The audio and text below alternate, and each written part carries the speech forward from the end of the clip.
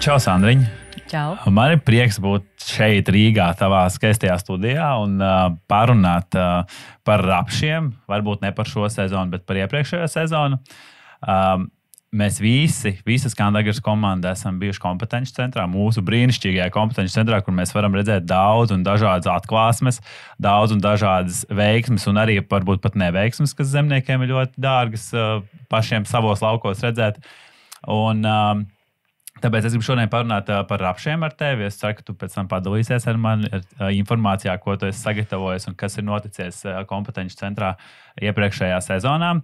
Es varu teikt, par šo sezonu mūsu visi darbi ir beigušies, tāpēc mēs šodien šeit ļoti brīvi, foršā atmosfērā varam parunāties par iepriekšējā gada rapšu sezonu.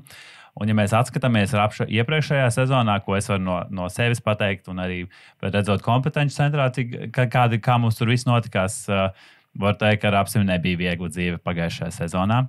Un tāpēc varbūt parunājam šodien par rapšu audzēšanu iepriekšējā sezonā, tieši kompetenci centrā, kā tas izskatījās. Jā. Paldies tev, ka tu man uzaicināji šo sarunu, un es labprāt arī padalīšos ar informāciju, un kā jau tu teici, kad rapsim pagājuši gadu nebija viegli, un šogad arī nav viegli, bet kaut ko jau iespējams mēs varam paņemt kā mācību no iepriekšējās sezonas. Ziemas rapsis kompetenci centrā piedzīvoja 2 sējas termiņus. Pirmo reizi mēs sējām 17. augustā. Salīdzinoši optimāls sējas termiņš. Augsnes tips mums ir smags māls un vajag laicīgi iesēt, lai augiem pietiek spēka. Un pēc sējas uznāca liels lietus, 70 mm nokrišņu nolīja, un rapsis bija iemūrēts un nedīga. Augsne bija nožūs, un es gaidīju 3-4 dienas, nedēļu, kad rapsis sadīgs, un es neredzēju nekādas dzīvības pazīmes, un tad, kad es augsni pakustināju, sapratu, ka tur nekas vairs nevar dīgt, jo sēkla ir nosmakusi. Un ņemot vērā aizvadītās sezonas, 24. 25. gada rudens sezonas laika apstākļus, kad bija ļoti silts un augsne bija mitra, un arī laika prognozes solījās, ka būs diezgan labi ilgstoši silta laika apstākļi, izrēķināja, ka rapsi, ja es sēšu augusta beigās, viņam pietiksies siltums. Jo rapsim, lai no sākuma viņš augtu, viņam, lai sagatavoties līdz ziemošanai, nepieciešams plus mīnus atkarībā no hibrīda, vidēji 600 pozitīvās TMT summas. Jā. Un es parēķināju, kad sajies, un 29. augustā atkārtoti sējām, sagatavojām augstu un vēlreiz sējām. Un rapsis sadīga 4-5 dienās, un 5. septembrī es varētu teikt, ka man pilnībā bija sadīdzis izmēģinājums. Un zemniekiem tajā laikā rapsis atradās jau vienam bija 3 lapu stadijā, citam bija 2 lapu stadijā, un man bija diezgan izaicinoši šis laika periods. Un rudens vilkās šim gadījumam, varētu teikt, paldies Dievam, ka garš, jo mēs jau bieži vien domājam, ak, Dievs, ir garais rudens, tas būs slikti, bet atkarībā no tā, kāda tev tā situācija uz lauka, citreiz viņš tev ir varbūt... Mums bija labi. Man bija. Kompetenci centrā tas bija patīkami un labi. Un, raps ziemot aizgāja 5-6, dažas šķirnes un hibrīdi aizgāja pat 7 lapās ziemošanā, bet bez... Protams, ja es tev tagad parādītu audzēšanas tehnoloģiju, tu redzētu, ka es arī esmu izmantojusi kādu no biostimulantiem, lai veicinātu sakņu sistēmas attīstību. Un kāpēc mēs veicam ziemas rapšu izmēģinājumus? Pirmkārtām, lai arī pārbaudītu un paskatītos, kā uzvedās Kandagras portfelī esošie hibrīdi, gan arī izvērtētu gan ražas potenciālu, gan arī eļas daudzumu augos. Kompetenci centrā mēs esam salīdzinājuši vairāku selekcionāru piedāvājumu, kas ir Kandagras portfelī. Tas ir no Limagrain, Arnolds, Arhitekts, un no Dekalpa selekcijas mums ir DK Excited. Diezgan populārs hibrīds Eiropā, viens no stabilākajiem, un arī no Syngentas gan arī no Rapula Bernsteina, kā arī daudz jaunu hibrīdu, kas mums ik pa laikam parādās portfelī. Viens no tiem, kas mums šogad ir aizgājis, ir no Lidijā Kaliento. Jā, es varu varbūt arī piebilst, es pats šogad arī iesaistīju savā laukā, un es ļoti patīkami pārsteigts. Es jau arī tev sūtīju bildes un video no lauka, bet es patīkami pārsteigts. Arī es šogad iesaistīju ļoti vēlu, 2. septembrī. Mums sanāca tā, kā sanāca. Bet Rapis šobrīd atrodas 4 lapu stadijā. 5, 4, 5 kaut kur jau, un es domāju, ka, kā tu saki, sajies. jā, un vēl ir arī svarīgi tas, kādā reģionā mēs katrs atrodamies. Jā, un, ja mēs zinām, ka Kurzemē tā ziema iestājās nedaudz vēlāk, tad Vidzemē, ziemeļdaļā tur varētu, tie sejas termiņi nesaiet. Jā, un tāpēc saku, ka visu nosaka laiks. Un šobrīd arī, atskatoties uz pagājušo gadu, ja tā ziema būtu iestājusies, tā kā Latvijā klasiski ir novembra sākumā, iestājās tās augstās temperatūras un sniegs uzsnieg jau pa mārtiņiem, tad iespējams tie ražas dati, kurus mēs tagad skatīsimies, diez vai būtu tik labi. Bet tu man piekritīs, vai ne, ka mēs noteikti arī spriežam nevis tikai par reģionu, bet arī par augsni, vai ne, kā tādu, jo tā kā tu minēji, mums ļoti Kurzemē ir ļoti daudz smilšainas augsnes, un tur tā augsne ir siltāka, vai viņi neakumulē arī tik daudz siltumu, kas varētu būt dažbrīd slikti, bet jebkurā gadījumā viņi iesilst daudz ātrāk, un viņi ir tās dienas svārstībām ļoti pakļaujās, un tas pat dažreiz ir labi, jo viņi paspēja pa dienu iesilt no tā augsne kaut cik, un tāpēc arī es domāju, mēs runājam par to, ka mums varbūt bišķi labāk attīstās tas rapis tajā, tieši smiltī un pie jūrā vairāk un tā. Jā, un arī tas, ka tās krasās temperatūras svārstības nav, jo tā jūra diezgan arī ietekmē nakts temperatūras. Jā, tieši tā. Jo tur, kur ir vairāk kontinentāls klimats, tad mēs zinām, ka tur ir gaisa mitrums arī nedaudz, un arī augsnes mitrums varbūt bišķi mazāks dažās veģetācijas perioda laika posmos. Un līdz ar to arī tās naktssalnas varbūt tik traki neatdzesē to augsni. Un arī pat pa sevi augšana notiek raitāk. Tad runājot par to, kā mums attīstījušies augi pavasarī, tad gribētu tev arī pastāstīt par to, ka veģetācija atjaunojās diezgan laicīgi, jau marta sākumā, kad bija ļoti silts, un aprīlis mums bija diezgan arī silts, un augi varēja augt. Un kas bija interesanti, es atceros, ka tu arī biji pie manis kompetenci centrā, kad bija 10. aprīlī lauku diena, kad uzsnicis bija sniegs. Jā. Un rapsim jau bija sākusies stublāja pacelšanās stadija. Viņš bija tāds sulīgs un zaļš. Tad neviens no mūsu hibrīdiem īpaši necieta no šiem te nakts sala un nakts sniega bojājumiem.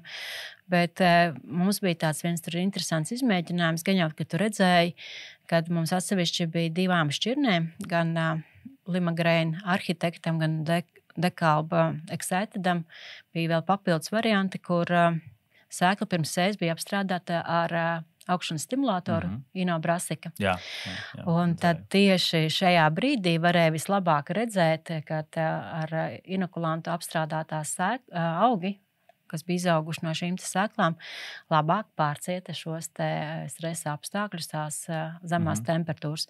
Viņiem nebija mainījies tas turgors, augi ātrāk atauga. Pēcpazienā mums uzspīdēja saule, un viss varēja notikties veģetācijas periods tālāk. Bet šie augi bija, tādi varētu teikt, žiperīgāki. Viņi bija tādi mundrāki un ātrāk varēja atsākt savu veģetāciju. Un es jau domāju, ka šis inikulants arī palīdz tieši tādiem grūtākos apstākļos, ja augiem jāaug grūtākos apstākļos arī pie vēlām sējām, viņš stimulē sakņu attīstības un labāk arī uzkrāja barības vielas, un arī sakņu sistēma ir krietni bagātāka. Un rudenī, kad mēs skatījāmies sakņu sistēmu šādiem te augiem, tad viņiem bija vairāk piesaknīšu, otrā miecakne bija nedaudz garāka, un arī sekundārā saknes bija garākas un lielākas, un arī piesaknītes bija vairāk. Un tas arī tā kā veicina šī te auga pretošanos pret nelabvēlīgiem apstākļiem. Jā, man šeit to arī ļoti labi pavasarī varēja redzēt šīs Arī bieži vien man arī zemnieki izmanto šos biostimulantus, inokulantus, un tad ir tā, ka es neko neredzēju, bet patiesībā viņš ir uzlicis visai platībai, un viņam nav kontrols, ar ko salīdzināt. Un tad tur mums rodās dažādas domstarpības par šo jautājumu, bet tas, ko arī viņi redzēja, es domāju, lauku dienā, to, ka tieši šīs inokulantu apstrādātās rapšu sēklas bija. Nevis rapšu sēklas, bet rapšu kā augi bija daudz spēcīgāki, daudz vairāk sakņu spurguļņām, saknēm kā tādām. Jā, acīm redzam bija tiešām. Un arī smagā augsnē, kas ir, man liekas, izaicinājums jebkuram rapsim un arī jebkurai baktērijai. Jā.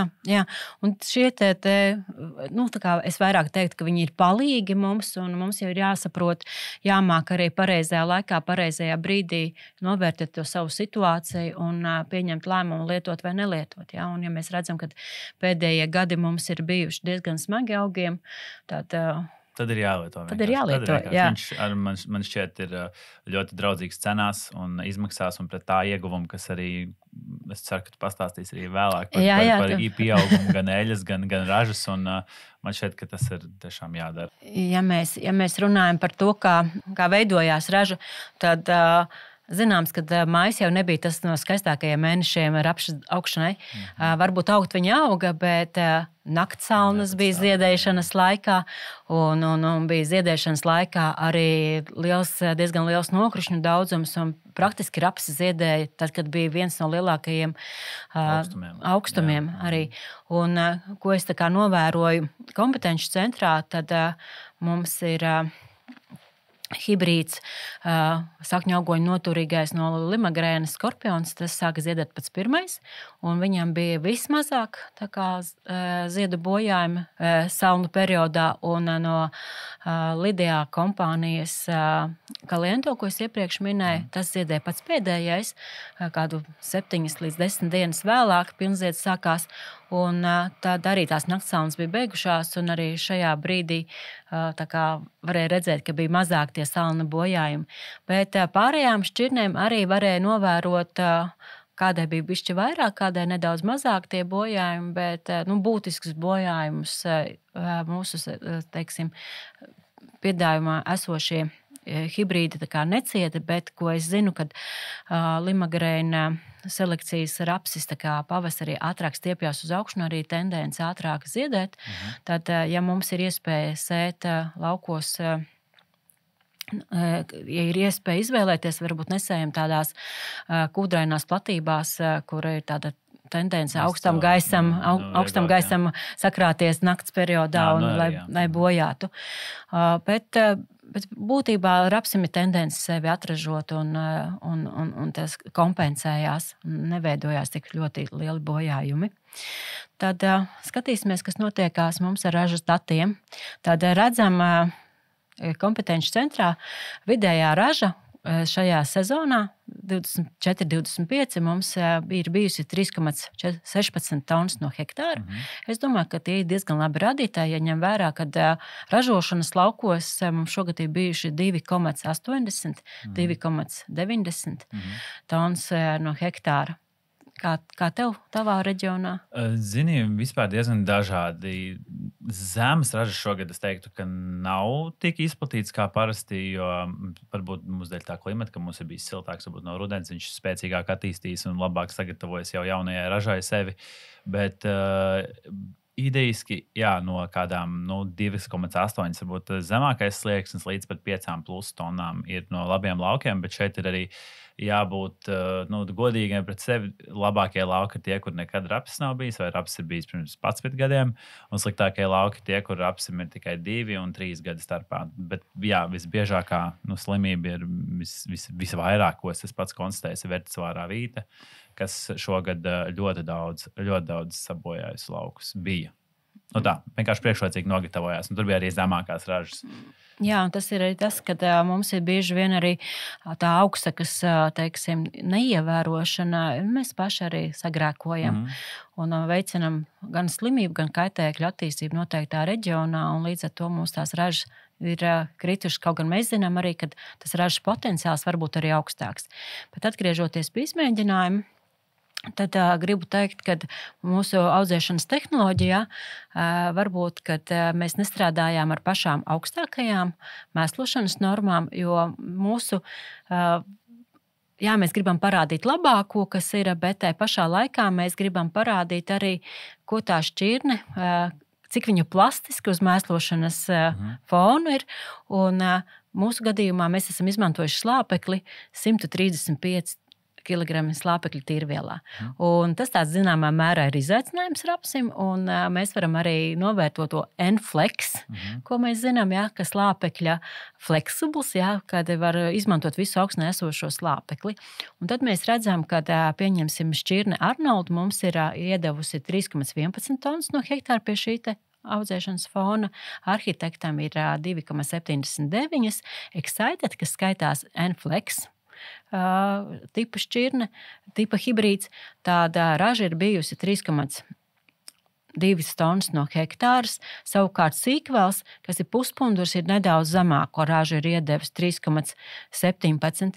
Ja mēs skatāmies uz jauno Bernsteinu, kas ir mūsu portfelī, tad viņam ir raža ir 3,37 un Caliento 3,4.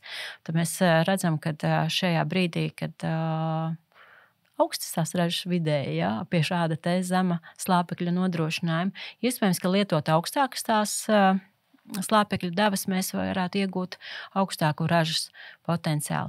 Un, kā es jau to minēju, ka mums bija apstrādāts gan Arhitekts, gan Excited ar InnoBrasiku, tad ražas pieaugums mēs esam novērojuši gan Arhitektām ražas pieaugums mums ir 3,03 tonnas no hektāra, tas ir kā 300 kg.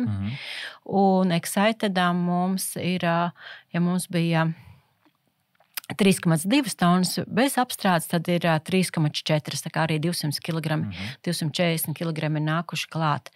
Tā kā tas patiesībā nav sarežģīti apstrādāt šos, jo bieži vien zemnieki baidās no tā, kā tas ir, cik tad sarežģīti man viņi tagad būs jādara, jāsmidzina vai ko, bet patiesībā vienkārši ieberam maisā vai nesakritam un sējam iekšā. Un pieaugums ir brīnišķīgs. Jā, un kas vēl ir pozitīvs tam InnoBrasikam, viņa tās iekšā InnoBrasikā esošās baktērijas arī palīdz augiem būt izturīgākiem pret verticālo vīti. Ja? Tā kā teorētiski mēs jau arī nezinām, kas mūsu augstnē ir. Mums šobrīd nav tāds iespējas noteikt, bet vienkārši identificējot, secinot situāciju, kas darīt ir uz lauka. Maksimālo vai ne, lai iegūtu to ražu.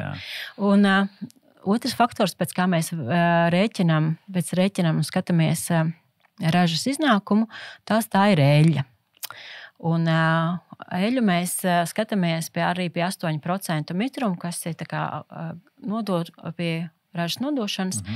Un tad redzam, ka Skandagras portfelī esošiem ziemas rapšiem, kad eļas līmenis mums ir salīdzinoši augsts, pārsniedz 40–45%.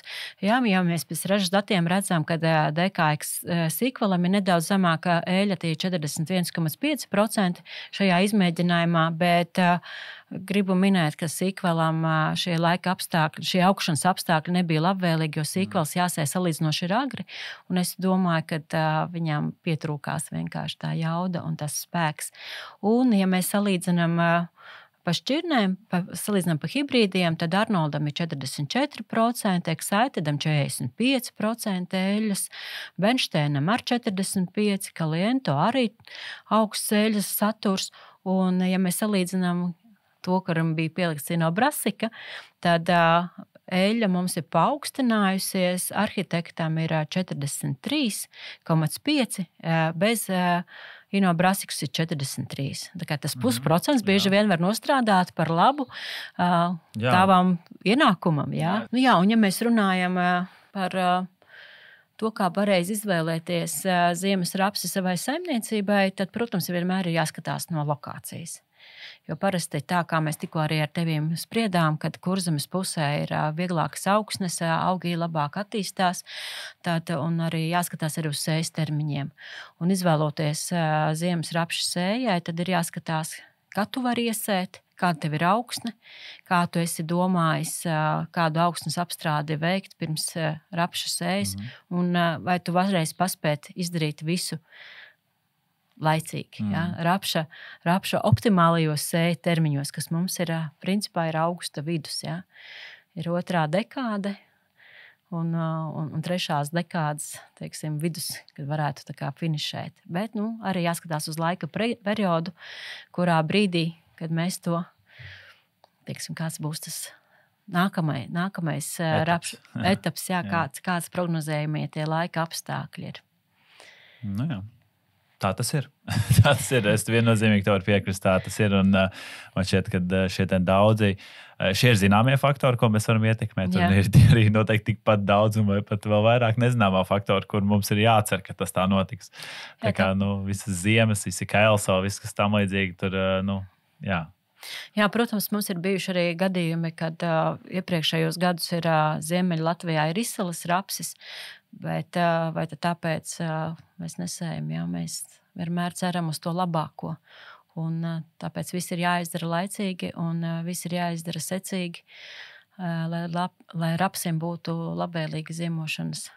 Viņš būtu gatavs ziemošanai. Un, tā kā man pašai arī sava saimniecība, un mana saimniecība ir piedalījusies 2013. gadā vienā interesantā pētījumā, kur piedalījās vairākas valsts, un pētījuma vadītāji bija no Zviedrijas, un viņi nāca ar vienu jautājumu, ko tu no savas tehnoloģijas rapšu audzēšanā varētu izņemt laukā, lai samazinātu izmaksas. Un interesants bija atbildes gan no Skotijas, gan Dānijas, gan Zviedrijas un Somijas zemniekiem, kad nav tāda punkta, ko varētu izņemt laukā. Ja rapsim ir jādod pamatmēslojums, tad tas ir jādod. Ja raps ir no rudens puses ir jāregulē un jāapstrādā ar fungicīdu, tad tas ir jāizdara. Ja rapsim ir jāiedod bors un insekticīds, tad tas ir jāizdara. Un, ja tu gribi saglabāt šo ražu, jālieto ir fungicīdu ziedēšanas laikā, lai to pasargātu. Un nav neviena punkta, kur tu varētu izlaist, lai iegūtu labu un augstu ražu. Ļoti interesants jautājums arī tu stāsti. Es arī domāju, kur es ekonomētu. Es pat tiešām nezinu, noteikti ne tevis nosauktajos. Es varbūt mēģinātu augsnes apstrādē, bet vai ar tādu netradicionālu augsnes apstrādi man izdotos iegūt maksimālu rapšu ražu, es šaubos. Tā kā īstenībā tiešām nevienu nevar nomīnusot nost, lai iznāk tas labais rapsis. Jā. Jā, tad tā pieredze mums arī visiem nedaudz krājās, un ir ļoti labi, ka mēs to visu varam salikt kopā, gan parādīt skaitļos šobrīd tabulās, kas ir kompetenci centrā, gan arī viens ar otru satikties kompetenci centrā un padalīties aci pret aci esot, un varbūt arī gūt kādu pozitīvu pieredzi, ko paņemt tālākai dzīvei. Un tāpēc es gan tevi, gan tavus klients aicinu arī nākamajā gadā kompetenci centrā atbraukt un apskatīties, kā aug rapsis. Mēs noteikti brauksim, jo arī tas, ko es esmu dzirdējis, redzējis, ļoti labas atsauksmes. Paldies Sandriņai, visai komandai, kur piedalās kompetenci centra veidošanā un piepasēšanā. Paldies Merabam. Un tiešām tā ir forša satikšanās vieta pirmām kārtām, kur jau satikt daudz savus dombiedrus, ko man zemnieki ir uzsvēruši vairāk kārt. Un arī ļoti spēcīgs un foršs meistarklases mēs esam norganizējuši. Tas ir tiešām ļoti superīgi un ļoti forši. Ļoti arī man kā Skandagras tirzniecības pārstāvim agronomam ir patīkami redzēt, ka mēs augam un attīstamies arī šajā nozarē, jo bez izmēģinājumiem, bez šķirņu salīdzinājumiem mēs patiesībā neko nezinām, jo tas, kā viņi uzvedās varbūt, Dānijā, Vācijā vai kaut kur citur, viņi tā neuzdīsies pie mums. Un šis tiešām ir lielisks iemesls, lielisks veids, kā redzēt, kā pie mums viņi uzvedās, kā ziemo, kā aug, kā attīstās, kāda raža. Jā, un kā es jau teicu, es esmu priecīgi ikvienu satikt, un tad tiekamies uz lauka. Un arī, ja es neesmu, tad jūs zinat, kur tas viss atrodas. Tiekamies uz lauka. Jā, paldies tev par sarunu. Paldies.